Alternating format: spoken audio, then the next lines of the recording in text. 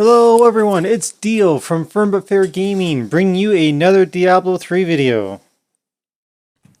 Welcome everyone. Today we are bringing you another Season 25 video, and today we are taking a look at the Barbarian and the Wraith of the Waste set. So basically this is the Rend and Whirlwind build. So basically you spin around and you apply Rend to everything you hit, and then when they die they blow up and cause AoE damage and keep blowing up everything else around you, and that's basically the way it works. So let's take a look at the gear that you need for this build. Before I jump into the items, I should call out what is the actual set bonus of the Wrath of the Waste set. So the two pieces is increase the damage per second of Rend by 500%, and its duration is extended to 15 seconds. And then our four pieces during Whirlwind and 3 seconds after, we gain 50% reduced damage, and your applied Rend deals triple damage. And then our 6 pieces Whirlwind gains the effect of Dust Devil Rune, and all Whirlwind and Rend damage is increased by 10,000%, which is why I was saying this is a Whirlwind and Rend build. So for the items that we will need, and also I'll just throw up some gameplay footage down in the bottom so you can see the build in action.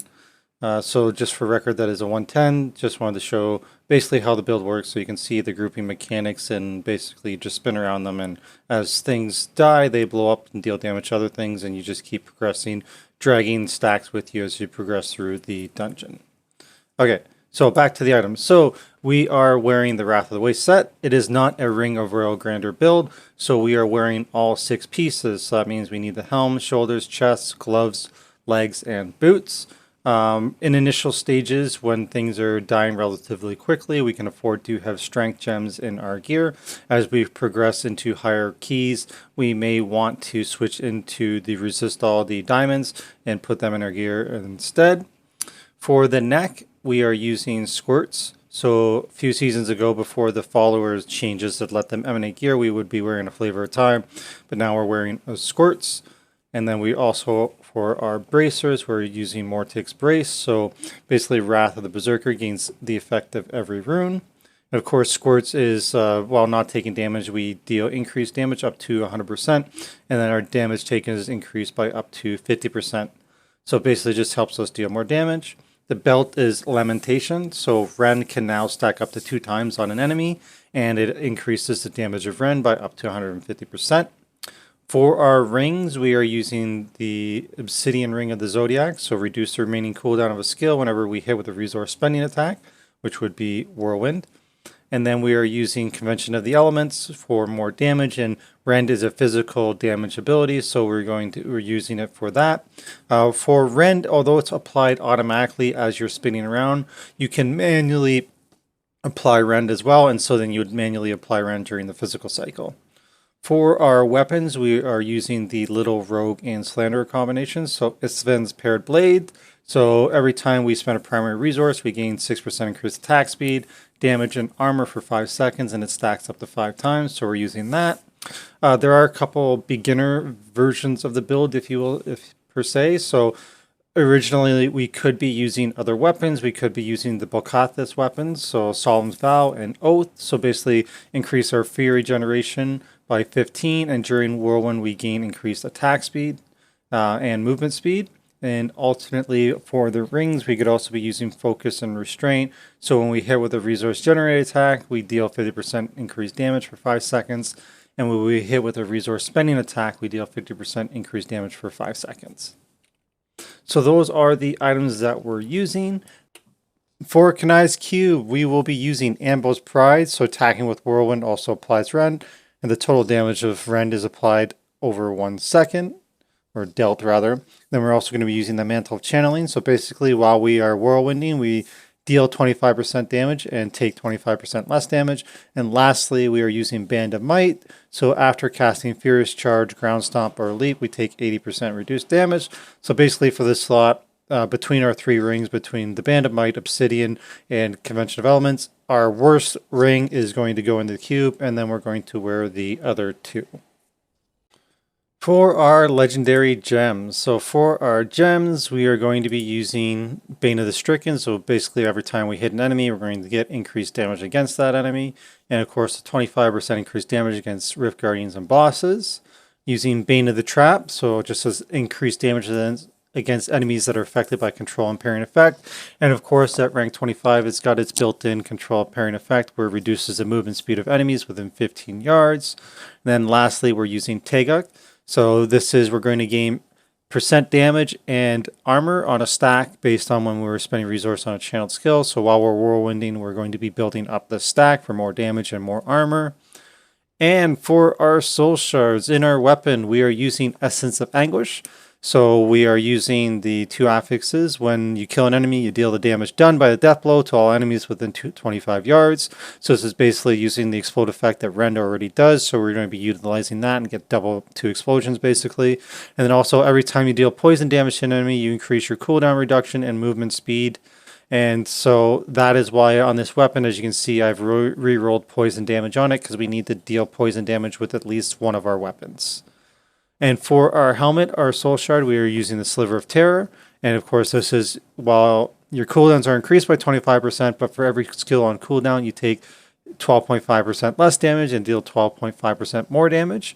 And then also we want the other affix to be when you get 100 kills, it casts the devastating ring of fire that surrounds your guy. Because we'll be dragging mobs through us and through the dungeon, specifically more in the higher keys when it's a lot more challenging to kill things quickly. We're going to be dragging stacks and stacks, so we're going to have huge groups that we're going to utilize that ring of fire to help kill them for us. For the skills that we're going to be utilizing in this build, we want to have, okay, so we're going to need to have Rend, obviously, and we are using Bloodbath, and so then of course Rend is physical damage, so keep that in mind for your gear when you think about your plus elemental. And so basically Rend is a sweeping strike that causes all enemies within 12 yards to bleed for 1100% damage is over 5 seconds. And then of course our set makes all that damage instantaneous and it expands it and so on and so forth. And then enemies killed while bleeding cause all enemies within 10 yards to begin bleeding as well. We are using also Ancient Spear with Rage Flip. So this is basically what helps you drag mobs through you, throw your spear, it latches onto an enemy and throws it on the other side of you. So that helps you create big stacks for applying big stacks to the Rend and for the damage and all that. And we're also using Whirlwind with Wind Shear. So basically this, we spin around, we're going to get the damage buff off Mantle of Channeling, the survivability and Teguk procs. So this is what we're using in that regard. Wrenching Smash, so smash the ground, pull all enemies within 24 yards towards you and stun them for 4 seconds. This is what we're using to proc our Band of Might, as well as group enemies up for the Rend and the AoE damage. And then for extra DPS, we're using Battle Rage with Swords Plowshares. So we're going to enter Rage, which increases our damage by 10% and critical hit chance by 3. And it lasts for 120 seconds. And also crits are going to heal us for up to 21,000. That's affected by our plus life, like from our health globes and whatnot. So that's just going to give us a little bit of regen as well as the increased damage. And of course, we're using Wrath of the Berserker, which is going to put us in a Berserker's Rage, and we're going to gain crit, attack speed, dodge chance, and movement speed. And also while it's active, we deal 50% more damage. And of course, it's going to get the benefit of all of the runes due to our bracers. For our passive skills, we are using Ruthless, so we deal 40% additional damage to enemies below 30% to help finish them off, as well as get the explosion damage. Berserker's Rage, we deal 25% additional damage while near maximum fury. With this build, you're pretty much always at max fury. Brawler, as long as there are 3 or more enemies within 12 yards, we're going to deal 20% more damage. There's always going to be 3 or more unless we get to the Rift Guardian. That's about the only time there isn't. And then Rampage is increase our strength by 1% for 8 seconds after killing or assisting in killing an enemy, and that stacks up to 25 times. You can rock the Second Life. I haven't found it necessary yet. With the Templar's Second Life that we're utilizing, well, I'm using the Templar. You could also use the Enchantress or Scoundrel, whichever you prefer. I'm utilizing that Second Life, so that's why I don't have one on my skill set. To go over the rotation in this build, I'm just going to throw back up the gameplay that I had earlier. So basically, when you first start off, you have no rage and you can't whirlwind, so it's a little bit dangerous. But basically, as soon as you start spinning, especially if you're not using the Bokathis weapons that give you the fury so you can whirlwind right away, basically, as soon as you get in there and you ground stomp on onto any enemies. You can initially start whirlwinding, and then because of the passive of Wind Shear on the whirlwind, you're going to fill up on your Fury really, really quickly, and then you'll be able to whirlwind for the rest of the Rift. So make sure you pop your Berserker when you first enter so you don't get one shot and died, especially if you're not rocking the second life. And that's when you're most vulnerable. But as soon as you are able to ground stomp on them, you can just start spinning instantly. So same goes if you happen to die. Just get off to a little bit of a safe space, stomp on the side of the pack, and then start whirlwinding, and then you're going to be good to go. So that being said, the basic way that you want to do here is as you're spinning through, the idea is to create groups. So we're going to keep stomping to proc our Band of Might, and then we're just using our Rage Flip Spear here, our Ancient Spear, to grab mobs and throw them towards us to make these big stacks, because as things die and blow up, that's going to do AoE damage, and it's going to be a cascading effect of blowing up more stuff and more stuff and more stuff. So now, as you can see down in the middle, the Convention of Elements is rotating through. So what you can do is you can manually apply Rend when it's on the physical cycle, because Rend is a physical, with Bloodbath is a physical ability, so you want to apply it during your physical cycle so it gets that increased damage. So basically when it's in the Rend cycle, just start hitting your, when it's in the physical cycle, just hit your Rend button and it will manually apply it, as opposed to when it's spinning. When you're spinning, it'll automatically apply it, but you can force it to apply during the physical cycle for the increased damage while you're spinning and entering into the physical cycle. And then basically it's just rinse and repeat. You make big groups, spin on top of them, apply Rend during your physical, stomp on CD to keep your Band of Might up, and just keep, cleaving, AoEing things down over time and keeping the stacks as big as you can. So basically big maps are going to be your friend, like Festering and Battlefield are really, really huge because of the big stacks that you're able to do. But just keep in mind, don't make the stack too big with too many elites that you're going to die. We're very unlikely to die due to physical attacks, but we're vulnerable to elemental damage like arcane and poisons and that sort of stuff. So keep that in mind and don't make a stack too big that is going to be too dangerous for you to actually sit in the middle of and spin. For our stat priority, it is like most other builds. So here we go. So on helmet, we are going to want strength, vitality, and critical hit chance. Shoulders, we want strength, vitality, ideally either cooldown or resist all here, plus and then rend. So really we want strength, vitality, rend, and then either resist or cooldown. You could even get rid of vitality for that matter if you can, and go strength, resist all, vitality, or strength, resist all, cooldown, and rend. For our neck, we want physical damage, and then we would like critical hit damage and critical hit chance. Here I have a cooldown on here, which isn't bad. I mean, my critical hit damage roll at 65 is terrible, but overall, it's not too bad. At least I could augment it if I would like. So again, we want elemental being physical, and then critical hit damage and critical hit chance, but you'll take cooldown as a last resort. For our chest, strength, vitality, and then rend. If you really find yourself squishy, you could also possibly get strength, reduce damage from elites, and then rend on your chest. You could try that as well. It's a little bit rare to find that combination, but it's possible. For our gloves, ideally we would love a quad roll here, so that would be attack speed, critical hit damage, chance, and cooldown. But ideally the first three that we would prefer, if you can get three of them, would be critical hit damage, critical hit chance, and cooldown reduction, just to make sure that you can always be in Wrath of the Berserker. For our bracers, we want the physical, so the elemental will be max, so 20% physical. Then we want strength, vitality, and critical hit chance. So as you can see here, these are not very good.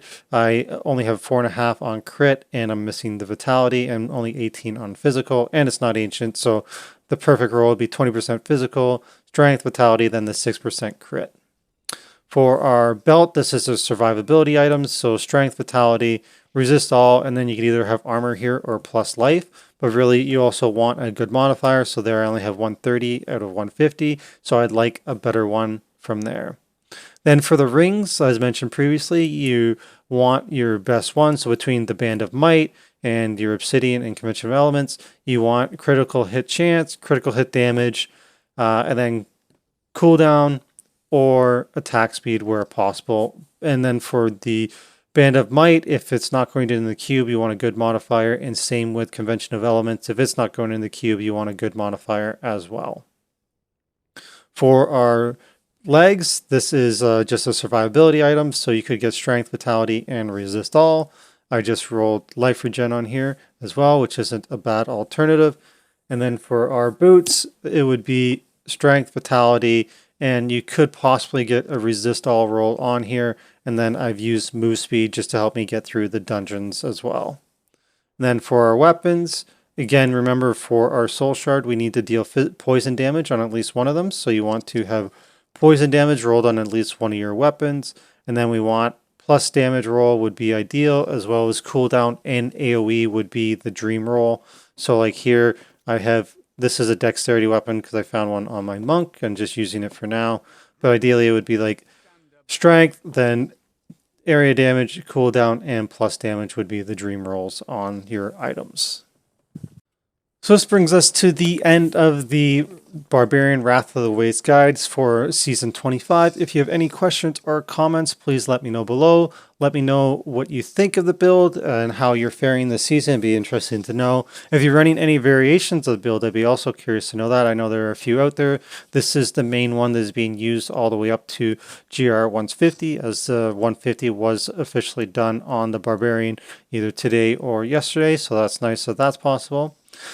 As always, we appreciate any likes, shares, and subscribes. We enjoy making these videos for you guys, and we appreciate all you do for us. So until next time, hope you're enjoying Season 25.